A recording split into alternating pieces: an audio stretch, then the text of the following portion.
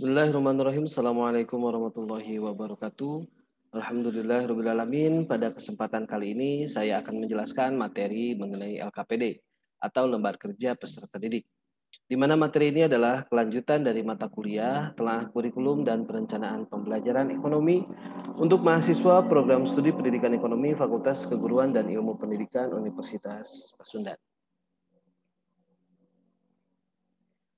Yang pertama saya akan menjelaskan mengenai pengertian dari LKPD.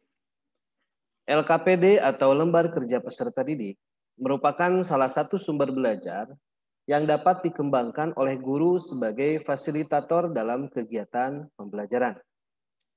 Lembar Kerja Peserta Didik atau biasa disebut juga dengan Lembar Kerja Siswa atau LKS merupakan sebuah perangkat pembelajaran yang berperan penting dalam proses pembelajaran. LKPD dan LKS merupakan dua hal yang sama, yaitu berupa lembar kerja yang harus dikerjakan oleh peserta didik atau siswa. Menurut Prastowo, LKPD merupakan suatu bahan ajar cetak yang berupa lembaran-lembaran yang berisikan materi, ringkasan, serta petunjuk yang harus dilaksanakan oleh peserta didik. Nah, dalam hal ini, tugas-tugas tersebut sudah disesuaikan dengan kompetensi dasar yang memang harus dicapai oleh peserta didiknya.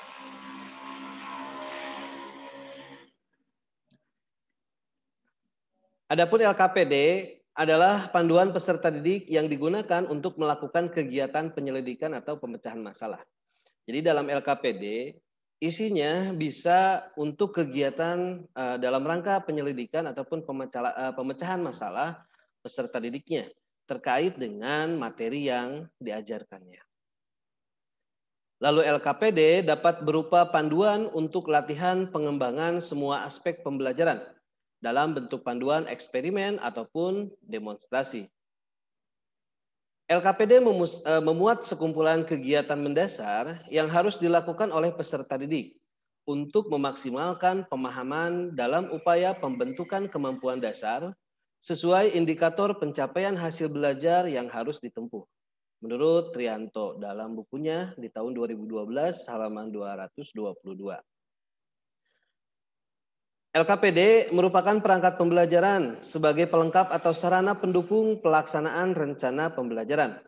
Nah, berdasarkan penjelasan tadi, dapat disimpulkan bahwa LKPD merupakan bagian dari bahan ajar cetak yang menjadi panduan, pelengkap atau sarana pendukung pelaksanaan rencana pembelajaran yang berupa lembar-lembar kertas yang berisi materi, ringkasan, serta petunjuk-petunjuk pelaksanaan tugas pembelajaran yang harus dikerjakan oleh peserta didik, termasuk kegiatan penyelidikan dan pemecahan masalah melalui eksperimen yang harus disesuaikan dengan kompetensi dasar ataupun materi ajar yang harus dikuasai oleh peserta didiknya.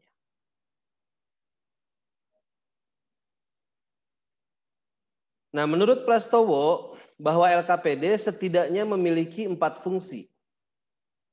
Yang pertama, sebagai bahan ajar yang bisa meminimalkan peran pendidik, namun lebih mengaktifkan peserta didik. Dengan adanya LKPD, diharapkan peserta didik secara aktif untuk melakukan kegiatan yang sudah dituliskan dalam LKPD-nya. Sehingga peran pendidik itu sebagai fasilitator saja untuk memfasilitasi peserta didiknya agar mereka bisa aktif untuk belajar, agar mereka bisa mandiri untuk melaksanakan pembelajaran sesuai dengan ketentuan-ketentuan ataupun petunjuk yang ada di dalam LKPD-nya. Fungsi yang kedua sebagai bahan ajar yang mempermudah peserta didik untuk memahami materi yang diberikan. Tentunya dengan LKPD peserta didik diharapkan bisa dengan mudah untuk memahami materi-materi yang ada di dalam LKPD-nya. Termasuk peserta didik mudah untuk mengerjakan setiap tugas-tugas yang menjadi petunjuk dalam pengerjaan LKPD-nya. Fungsi yang ketiga sebagai bahan ajar yang ringkas dan kaya tugas untuk berlatih.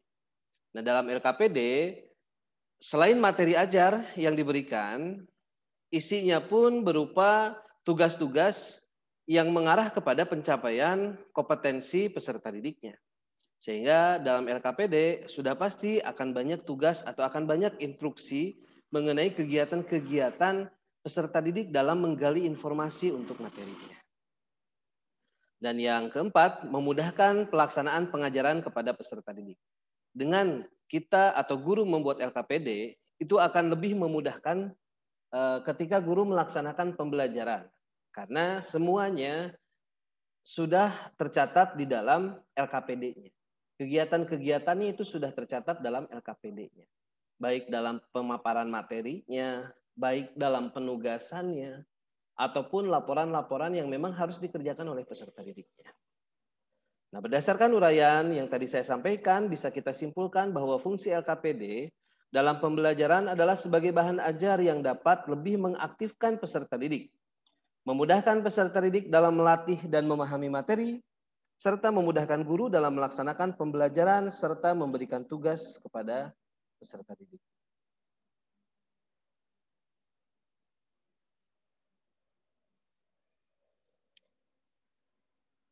Terkait dengan penyusunan sebuah LKPD, tentunya memiliki tujuan dalam penyusunannya.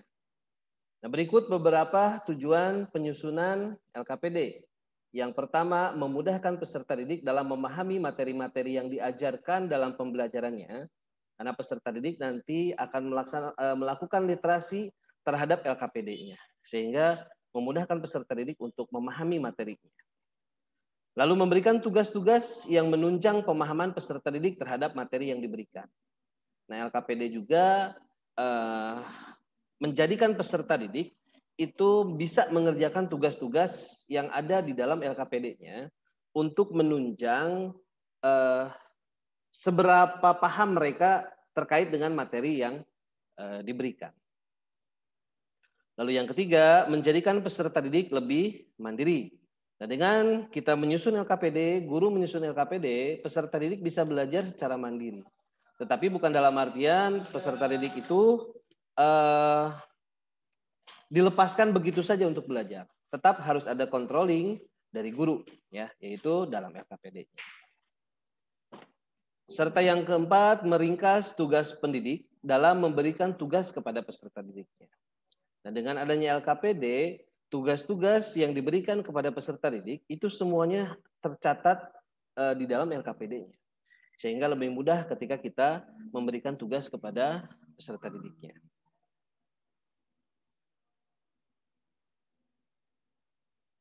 Nah, berdasarkan penjelasan tadi yang sudah saya sampaikan, bahwa kita bisa menyimpulkan bahwa tujuan dari penyusunan LKPD adalah untuk memudahkan peserta didik dalam memahami materi melalui tugas-tugas yang disediakan dan memudahkan guru dalam memberikan tugas sebagai cara untuk melatih kemandirian peserta didiknya.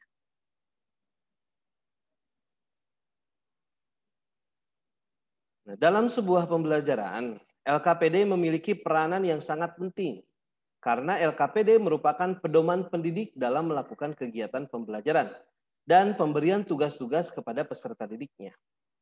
LKPD harus disusun memenuhi persyaratan-persyaratan. Nah, adapun kriteria kualitas LKPD, yang pertama harus terdapat syarat diktatik. LKPD yang berkualitas harus memenuhi syarat-syarat diktatik yang dapat dijabarkan seperti mengajak peserta didik aktif dalam proses pembelajaran, memberi penekanan pada proses untuk menemukan konsep, memiliki variasi stimulus melalui berbagai media dan kegiatan peserta didik sesuai dengan ciri kurtilas, dapat mengembangkan kemampuan komunikasi sosial, emosional, moral, dan estetika pada diri peserta didik, serta pengalaman belajar ditentukan oleh tujuan pengembangan pribadi peserta didiknya. Adapun kriteria yang kedua yaitu harus memenuhi syarat konstruksi. Syarat-syarat konstruksi ialah syarat-syarat yang berkenaan dengan penggunaan bahasa, susunan kalimat, kosakata, tingkat kesukaran, dan kejelasan, yang pada hakikatnya harus tepat guna dalam arti dapat dimengerti oleh pihak penggunanya, yaitu peserta didik. Nah, adapun syarat-syarat konstruksi tersebut antara lain menggunakan bahasa yang sesuai dengan tingkat kedewasaan peserta didiknya, menggunakan struktur kalimat yang jelas yang bisa dipahami oleh peserta didik, memiliki tata urutan pelajaran yang sesuai dengan tingkat kemampuan peserta didik. Konsep yang hendak dituju merupakan sesuatu yang kompleks, sehingga dipecah menjadi bagian-bagian yang lebih sederhana terlebih dahulu. Selanjutnya, menghindari pertanyaan yang terlalu terbuka. Nah, pertanyaan yang dianjurkan merupakan isian atau jawaban yang didapat dari hasil pengolahan informasi, bukan mengambil dari pembendaharaan pengetahuan yang tidak terbatas. Selanjutnya, tidak mengacu pada buku sumber yang di luar kemampuan keterbacaan peserta didik, menyediakan ruangan yang cukup untuk memberi keleluasaan pada peserta didik untuk menulis maupun menggambarkan pada LKPD-nya. Lalu menggunakan kalimat yang sederhana dan pendek, menggunakan lebih banyak ilustrasi daripada kata-kata, seperti menampilkan gambar ataupun menampilkan bentuk-bentuk yang lain yang lebih menarik bagi peserta didiknya. Lalu dapat digunakan oleh semua peserta didik, baik yang lamban maupun yang cepat dalam berpikirnya. Memiliki tujuan yang jelas serta bermanfaat bagi sumber motivasi dan mempunyai identitas untuk mempermudah administrasinya. Misalnya, kelas, mata pelajaran, topiknya apa, nama ataupun nama-nama kelompok, tanggal pelaksanaan kegiatan, dan yang lainnya. Yang ketiga, kriteria kualitas LKPD harus memenuhi syarat teknik. Nah, adapun untuk syarat teknik itu terdiri dari tulisan, gambar, dan penampilan. Untuk tulisan, biasakan menggunakan huruf cetak dan tidak menggunakan huruf Latin atau Romawi, karena mempersulit peserta didiknya. Lalu gunakan huruf tebal yang agak besar untuk topik, bukan huruf biasa yang diberi garis bawah saja. Lalu gunakan kalimat pendek, tidak boleh lebih dari satu kata dalam satu barisnya. Gunakan bingkai untuk menentukan kalimat perintah dan jawaban peserta didiknya. Dan usahakan agar huruf dan gambarnya itu bisa sesuai gitu ya dalam ukurannya. Lalu untuk gambar, bahwa gambar yang baik dalam LKPD adalah gambar yang dapat menyampaikan isi dari materi pelajaran yang disampaikan atau yang sedang dipelajarinya. Agar peserta didik lebih memahami materi yang disampaikan. Bisa dibuat dengan mind mapping atau peta konsep. Itu lebih memudahkan peserta didik dalam memahaminya. Lalu dari segi penampilan, bahwa penampilan LKPD harus menarik karena peserta didik akan melihat LKPD dan lebih tertarik pada sampulnya. Maka LKPD harus dibuat semenarik mungkin. Nah, berdasarkan kriteria LKPD yang berkualitas yang sudah dijelaskan, bisa disimpulkan bahwa LKPD yang berkualitas adalah LKPD yang disusun berdasarkan kebutuhan peserta didik. Penyusunan LKPD didasarkan pada kompetensi inti dan kompetensi dasar pada kurikulum yang berlaku. Sehingga tujuan dari proses pembelajaran yang sudah ditentukan dapat tercapai dengan baik. Kualitas LKPD yang bagus dapat membantu peserta didik menemukan konsep, mencari alternatif cara penyajian materi pembelajaran, dan mengaktifkan peserta didik dalam proses pembelajarannya. Nah, dalam menyusun LKPD ada beberapa komponen yang harus diperhatikan. Antara lain, yang pertama adalah informasi.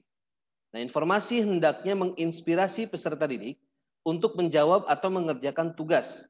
Tidak terlalu sedikit atau kurang jelas sehingga peserta didik tidak berdaya untuk menjawab atau mengerjakan tugas. Tetapi tidak juga terlalu banyak sehingga mengurangi ruang kreativitas peserta didiknya. Informasi dapat diganti dengan gambar, teks, label, ataupun benda-benda yang konkret. Lalu komponen yang kedua ada pernyataan masalah. Pernyataan masalah hendaknya betul-betul menuntut peserta didik menemukan cara atau strategi untuk memecahkan masalah tersebut. Komponen yang ketiga, pertanyaan atau perintah. Pertanyaan atau perintah hendaknya merangsang peserta didik untuk menyelidiki, menemukan, memecahkan masalah, dan atau berimajinasi atau mengkreasi. Nah, usahakan jumlah pertanyaan dibatasi, misalnya 3 buah, sehingga LKPD tidak seperti hutan belantara yang menjadi beban bagi peserta didiknya. Nah, bila guru memiliki lebih dari 3 pertanyaan, pertanyaan tersebut hendaknya disimpan dalam bank soalnya baru nanti akan diajukan secara lisan supaya nanti bisa lebih menggali lagi informasi dari peserta didiknya, informasi pemahaman peserta didik. Dan komponen LKPD yang keempat, pertanyaan dapat bersifat terbuka atau membimbing atau guide. Jadi diusahakan dalam membuat pertanyaannya pun harus pertanyaan-pertanyaan yang terbuka yang bisa menggali, berpikir kritis, berpikir kreatif dari peserta didiknya. Nah, berdasarkan penjelasan tadi bisa disimpulkan bahwa komponen LKPD yang berupa informasi dan pertanyaan memiliki ciri-ciri informasi yang bersifat menginspirasi, pernyataan masalah yang menuntut peserta didik menemukan cara untuk memecahkannya, perintah yang dapat merangsang peserta didik untuk menyelidiki, menemukan, memecahkan masalah, dan berimajinasi serta pertanyaan yang bersifat terbuka atau membimbing.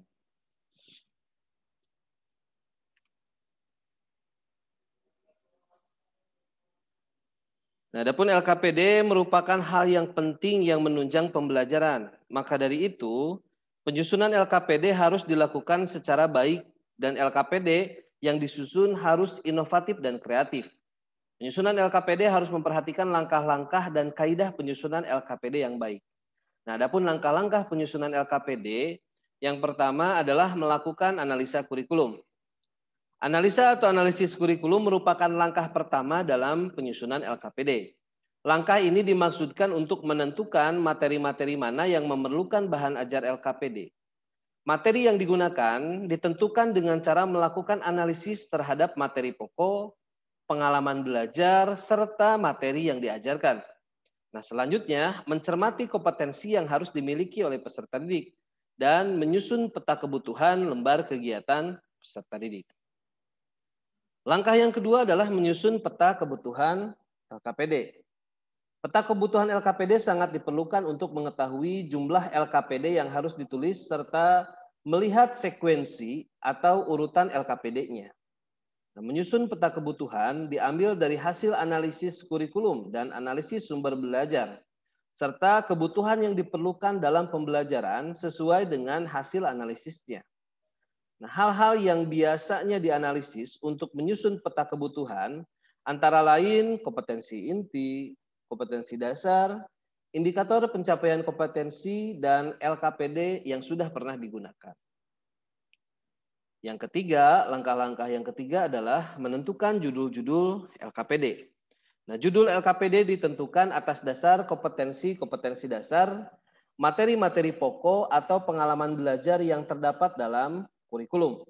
Satu kompetensi dasar dapat dijadikan sebagai judul LKPD apabila kompetensi tersebut tidak terlalu besar. Nah, adapun besarnya kompetensi dapat dideteksi antara lain dengan cara apabila diuraikan ke dalam materi pokok, mendapat maksimal 4 materi pokok. Maka kompetensi tersebut dapat dijadikan sebagai satu judul LKPD. Dan langkah yang terakhir adalah penulisan LKPD. Nah, adapun untuk penulisan LKPD harus memperhatikan langkah-langkah. Yang pertama, perumusan IPK yang harus dikuasai. Nah, untuk merumuskan IPK dapat dilakukan dengan melihat pada kompetensi dasar yang berlaku. Jadi, kita harus memahami mengenai IPK yang menjadi acuan kompetensi yang harus dimiliki oleh peserta didik. Sehingga dalam menulis LKPD harus memperhatikan kompetensi yang diharapkannya. Lalu yang kedua, menentukan alat penilaian. LKPD yang baik harus memiliki alat penilaian untuk menilai semua yang sudah dilakukan. Penilaian dilakukan terhadap proses kerja dan hasil kerja peserta didik. Alat penilaian dapat berupa soal pilihan ganda ataupun soal esai, uraian. Penilaian yang dilakukan didasarkan pada kompetensi yang harus dicapai peserta didik. Maka alat penilaian yang cocok adalah menggunakan pendekatan penilaian acuan patokan. Nah, dengan demikian, pendidik dapat melakukan penilaian melalui proses maupun hasil dari pengerjaan peserta didiknya. Yang ketiga, penyusunan materi dari berbagai sumber. Sebuah LKPD di dalamnya terdapat materi pelajaran yang akan dipelajari. Materi dalam LKPD harus sesuai dengan kompetensi dasar yang akan dicapai. Ketika menyusun materi untuk LKPD, ada beberapa hal yang harus diperhatikan. Antara lain, LKPD dapat berupa informasi pendukung, gambaran umum mengenai ruang lingkup materi yang akan dipelajari. Nah, materi dalam LKPD dapat diambil dari berbagai sumber seperti buku, majalah, jurnal, internet, dan yang lainnya. Tugas-tugas yang diberikan dalam LKPD harus dituliskan secara jelas guna mengurangi hal-hal yang seharusnya dapat dilakukan oleh peserta didik. Dan yang keempat, memperhatikan struktur LKPD. Nah, langkah ini merupakan langkah terakhir yang dilakukan dalam penyusunan LKPD. Kita terlebih dahulu harus memahami segala sesuatu yang akan kita gunakan dalam penyusunan LKPD, terutama bagian dasar dalam penyusunan LKPD sebelum melakukan penyusunan LKPD-nya. Nah, komponen penyusunan LKPD harus sesuai. Apabila salah, satu komponen penyusunan LKPD tidak sesuai, maka LKPD tidak akan menarik atau tidak akan terbentuk dengan baik. Nah, adapun komponen-komponen yang harus diperhatikan seperti judul, petunjuk belajar, kompetensi yang dicapai, informasi pendukung, tugas dan langkah-langkah kerja, serta yang terakhir adalah penilaian. Nah, ada hal-hal yang harus diperhatikan dalam pembuatan lembar kerja peserta didik. Yang pertama, dari segi penyajian materinya. Yang pertama, judul lembar kerja harus sesuai dengan materinya, ya, supaya tidak salah ketika kita menyusun lembar kerja. Materi harus sesuai dengan perkembangan peserta didik. Materi dalam LKPD harus sesuai dengan analisis kompetensi dasarnya. Jadi harus sesuai dengan perkembangan peserta didiknya. Yang ketiga, materi disajikan secara sistematis dan logis. Yang keempat, materi disajikan secara sederhana dan jelas, mudah dipahami oleh peserta didiknya. Yang kelima, menunjang keterlibatan dan kemauan peserta didik untuk ikut aktif dalam melaksanakan kegiatan-kegiatan yang ada di dalam LKPD. Nah, adapun yang harus diperhatikan juga adalah dari segi tampilan. Nah, penyajiannya harus sederhana, jelas, dan mudah dipahami oleh peserta didik. Lalu LKPD pun bisa berisi gambar dan grafik sesuai dengan konsep dalam materi ajarnya. Lalu tata letak gambar, tabel, pertanyaan harus tepat. Jangan sampai kita memberikan pertanyaan-pertanyaan dulu, baru nanti materinya di bawah gitu ya. Atau kita menuliskan materi pertanyaannya, gambar ataupun tabelnya atau grafiknya itu di bawah. Nah, mohon diperhatikan susunannya. Lalu judul, keterangan, instruksi, pertanyaan harus jelas. Ya. Terutama instruksi dan pertanyaan-pertanyaannya itu harus jelas. Apa yang harus dilakukan oleh peserta didik dan pertanyaan-pertanyaan apa yang harus dikerjakan oleh peserta didik atau dijawab oleh peserta didik. Yang kelima, mengembangkan minat dan mengajak peserta didik untuk berpikir. Nah, dengan cara tadi membuat pertanyaan-pertanyaan yang terbuka, yang menjadikan peserta didik itu berpikir kreatif dan berpikir kritis, tetapi tetap mengarah kepada pencapaian kompetensi yang diharapkan. Nah, itu adalah hal yang harus kita perhatikan dalam menyusun LKPD-nya. Nah, adapun isi LKPD antara lain adalah identitas mata pelajaran, lalu kita pun harus memasukkan KI dan KD, kompetensi inti dan kompetensi dasarnya. Lalu kita pun harus menuliskan IPK-nya, indikator pencapaian kompetensinya. Karena dalam menyusun LKPD, ya kita harus mengarah kepada pencapaian kompetensinya, kompetensi dasarnya. Lalu tujuan pembelajaran umum. Yang kelima, petunjuk kerja umum bagi pendidik dan peserta didik. Jadi harus jelas petunjuk kerjanya, baik itu bagi gurunya ataupun bagi peserta didiknya, sehingga mudah untuk dimengerti dan dipahami bagaimana petunjuk kerjanya. Lalu terdiri juga dari lembar kerja, di mana lembar kerja itu ada beberapa, yaitu harus ada tujuan pembelajaran khusus sesuai dengan lembar kerjanya, ya, atau materi yang ada di lembar kerjanya. Lalu ada petunjuk pengerjaannya dan uji penguasaan materi atau tugas, ya, atau pertanyaan-pertanyaannya. Nah, itu adalah isi yang harus ada di dalam LKPD. Nah, insya Allah untuk menyusun dan kita mengetahui bagaimana nanti penjelasan terhadap isi LKPD ini akan kita jelaskan pada saat workshop menyusun LKPD-nya. Yang pasti sesuai dengan tugas kompetensi dasar kalian masing-masing. Jadi tugasnya masih sama, KD yang sama gitu. Hanya sekarang kalian akan melakukan workshop membuat LKPD yang baik. Nah, itu saja untuk materinya. Jadi mohon dipahami sekali lagi sebelum kita melaksanakan workshopnya, karena ketika kita workshopnya pada saat sinkronus, kita akan fokus kepada bagaimana cara membuat LKPD-nya. Terima kasih atas perhatiannya. Saya akhiri. Assalamualaikum warahmatullahi wabarakatuh.